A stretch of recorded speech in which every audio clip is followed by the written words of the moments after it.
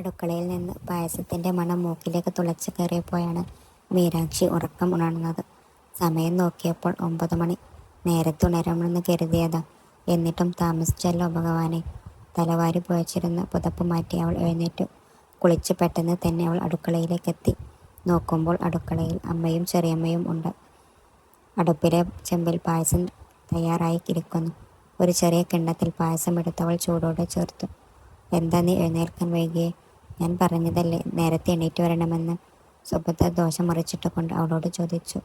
ഇന്നലെ രാത്രി project work ചെയ്യാനുണ്ടായിരുന്നമ്മേ, പിന്നെ കിടന്നപ്പോൾ താമസിച്ചു. നീ ഈ അവിയൽ ഒന്ന് രുചിച്ച് നോക്കിക്കേ, എങ്ങനെയുണ്ടെന്ന്.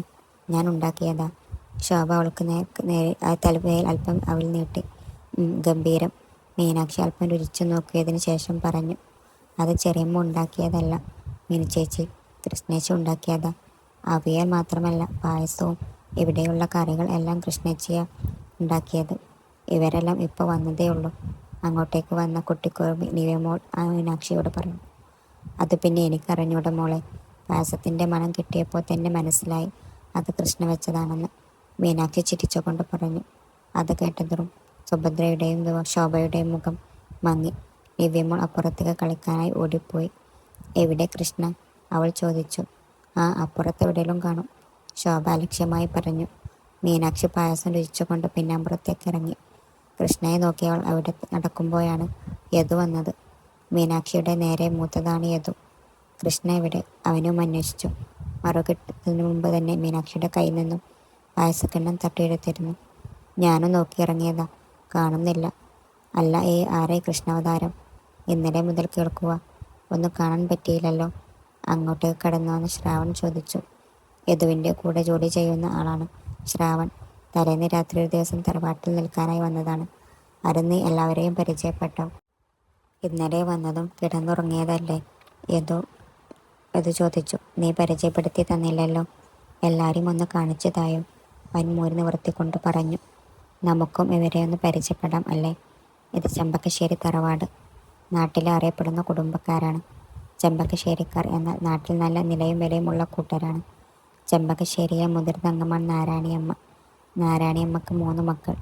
മൂത്ത ആൾ രവീന്ദ്രൻ, ഫോറസ്റ്റ് ഡിപ്പാർട്ട്മെൻറ്റ് ഉദ്യോഗസ്ഥൻ. ഭാര്യ സുഭദ്ര. അവർക്ക് 3 മക്കളാണ്. യദു, മീനാക്ഷി, യാദവ്. യദുവിൻ്റെ കല്യാണം കഴിഞ്ഞു. ഭാര്യ കാവ്യ, ഒരു മകളുണ്ട് നിവ്യ. മീനാക്ഷി പോസ്റ്റ് ഗ്രാജുവേഷൻ സ്റ്റുഡൻ്റാണ്. യാദവ് ഡിഗ്രിക്ക് പഠിക്കുന്നു. രവീന്ദ്രൻ്റെ ഇളയത് സതീശൻ, അയാളുടെ ഭാര്യ ശോഭ. അവർക്ക് 3 മക്കൾ, ദേവിക, ധന്യ, ധ്വനി. ദേവികയും മീനാക്ഷിയും ഒരേ പ്രായമാണ്. ധന്യ ഡിഗ്രി അവസാന വർഷവും ധ്വനി എഞ്ചിനീയറിംഗ് ആദ്യ വർഷവും.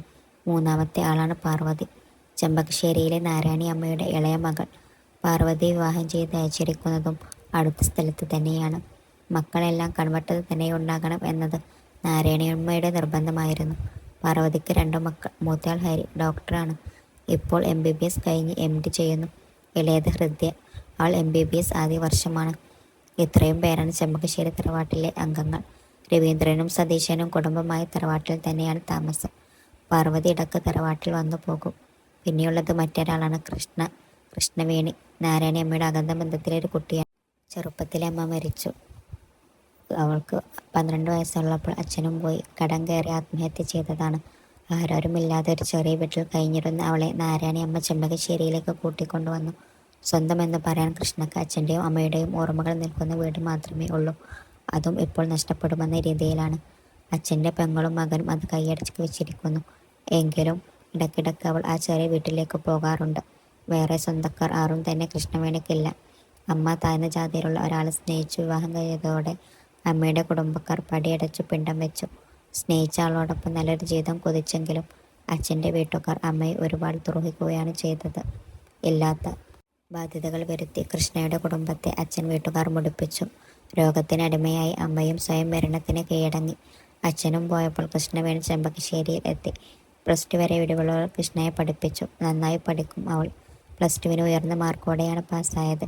എങ്കിലും തുടർന്നുള്ള പഠന ചിലവുകൾ ഓർത്തിട്ടാകണം ഇനി പഠിക്കേണ്ടെന്ന് കൃഷ്ണ തീരുമാനിച്ചു. തറവാട്ടിലെ എല്ലാ പണികളും യാതൊരു മടിയും കൂടാതെ അവളാണ് ചെയ്യുക. രവീന്ദ്രനും സതീശനും കൃഷ്ണവേണിയെ മകളായി തന്നെയാണ് കാണുന്നത്. തുടർന്ന് എത്ര വേണമെങ്കിലും പഠിപ്പിക്കാമെന്ന് അവൾ പറഞ്ഞെങ്കിലും അവളത് സ്നേഹത്തോടെ നിരസിച്ചു. സുഭദ്രയുടെയും ശോഭയുടെയും എതിർപ്പുണ്ടാകുമെന്ന് കൃഷ്ണക്ക് അറിയാമായിരുന്നു. മീനാക്ഷിക്കു കൃഷ്ണ സ്വന്തം അനിയത്തിയെ പോലെയാണ്, അതിലുപരി നല്ലൊരു കൂട്ടുകാരിയും. യദുവിനും ധന്യക്കും ധ്വനിക്കും അങ്ങനെ തന്നെ. എങ്കിലും കൃഷ്ണവേണിയെ അംഗീകരിക്കാൻ സാധിക്കാത്ത ചിലരും ചെമ്പകശ്ശേരിയിലുണ്ട്. അതിലൊരാളാണ് നാരായണിയമ്മ. അപ്പോൾ കൃഷ്ണ ആണിവിടെ മെയിൻ ആളല്ലേ? ശ്രാവൺ ചോദിച്ചു. അല്ല, അതെ, എല്ലാ അടുക്കും ചിട്ടയുമായി ചെയ്യും. രാവിലെ കയറുന്നത് അടുക്കളയിൽ, പാചകമെല്ലാം അവൾ തന്നെ. അമ്മയും ചെറിയമ്മയും കൂടെ നിൽക്കുന്നേ ഉള്ളൂ, മീനാക്ഷി പറഞ്ഞു. ഇതിനിടയിൽ ആ കുട്ടി എങ്ങനെ പഠിച്ചു ജയിച്ചു എന്നാ മനസ്സിലാവാത്തത്. അത്രക്ക് പണിയുണ്ട് ഇവിടെ. എന്നാലും എല്ലാവർക്കും കാണും അവളുടെ മേൽ ഓരോ പരാതികൾ. കറിക്കുപ്പ് കൂടി, മുളക് കുറഞ്ഞു എന്നൊക്കെ.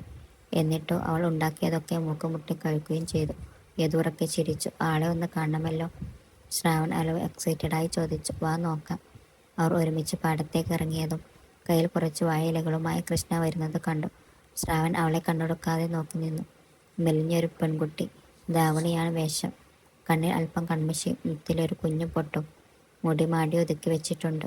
മൂക്കിൻ തുമ്പിൽ വിയർപ്പ് തുള്ളികൾ നിൽക്കുന്നു. അവൾ നടന്ന വളക്കരിയിലേക്ക് വന്നു. സോ സിമ്പിൾ, ശ്രാവൺ അറിയാതെ അല്പം ഉറക്കെ പറഞ്ഞുപോയി. യദു അവനെ കണ്ണൂരിട്ടി നോക്കി. അല്ല യദു, വേലക്കാരിക്കുട്ടിയെന്ന് പറഞ്ഞപ്പോൾ ഞാൻ ഇത്ര വിചാരിച്ചില്ല. ശ്രാവൺ അവനെ നോക്കി. അവൾ ഇവിടുത്തെ വേലക്കാരിയൊന്നുമല്ല, ഇവിടുത്തെ കുട്ടിയാ, ഞങ്ങളുടെ അനിയത്തി തന്നെയാ. യദു അല്പം ദേഷ്യത്തോടെ തന്നെ പറഞ്ഞു. മീനാക്ഷിക്കും ദേഷ്യം വന്നു. കൃഷ്ണയും അത് കേട്ടെന്ന് മനസ്സിലായപ്പോൾ അവൾ പെട്ടെന്ന് തന്നെ സംസാരം നിർത്തി. നീ എവിടെയായിരുന്നു? മീനാക്ഷി ചോദിച്ചു. ഇല എടുക്കാൻ പോയതാ. ഇന്ന് ഹരിയേട്ടൻ വരുവല്ലേ, അതാ ഞാൻ ഇലയട ഉണ്ടാക്കാൻ വേണ്ടി. ഹരിയേട്ടന് ഒരുപാട് ഇഷ്ടമല്ലേ അത് കഴിക്കാൻ? അവൾ അല്പം ഗതപ്പോടെ പറഞ്ഞു നിർത്തി. എങ്കിൽ വാ, നമുക്ക് അടുക്കളയിലേക്ക് ചെല്ലാം. മീനാക്ഷി കൃഷ്ണയെ കൂട്ടി അകത്തേക്ക് നടന്നു. ഹരി പാർവതി ഇളമ്മയുടെ മോൻ അല്ലേ? ശ്രാവൺ ചോദിച്ചു. അതെ, കൃഷ്ണവേണിയുടെ ഏറ്റവും നല്ല സുഹൃത്ത്. ഹരിക്കും അങ്ങനെ തന്നെ. വലിയ കൂട്ട രണ്ടുപേരും തമ്മിൽ. കൃഷ്ണ ഇവിടെ വന്നതിൽ പിന്നെ ആദ്യമൊന്നും ആരോടും അധികം അടുത്തില്ല. പക്ഷെ ഹരിയും അവളും തമ്മിൽ എന്തോ പെട്ടെന്ന് തന്നെ കൂട്ടായി. ഹരിയുടെ എല്ലാ കാര്യങ്ങളും അറിയാവുന്ന അവളും തമ്മിൽ എന്തോ അറിയാവുന്ന അവൻ്റെ ആത്മനൃത്തം. ഏതു ചെറുപുഞ്ചിരിയോടെ പറഞ്ഞു. ശ്രാവൺ അത് കേട്ടുകൊണ്ട് അവനോടൊപ്പം അകത്തേക്ക് നടന്നു. ഞങ്ങൾക്ക് ചില നേരത്തെ അത്ഭുതം തോന്നും ഇവരുടെ സൗഹൃദം കണ്ടിട്ട്. കാരണം കൃഷ്ണക്കധികം കൂട്ടുകെട്ടൊന്നുമില്ല. പക്ഷെ ഹരി, അവൻ്റെ ഓരോ നോട്ടത്തിൻ്റെ അർത്ഥം പോലും അവൾ മനസ്സിലാക്കും. ഹരിയും തിരിച്ചു അങ്ങനെ തന്നെ. അവൻ എപ്പോഴും പറയും, എൻ്റെ ഹൃദയത്തിൻ്റെ സൂക്ഷിപ്പുകാരി കൃഷ്ണ ആണെന്ന്. ഹരിയുടെ ഹൃദയസഖി.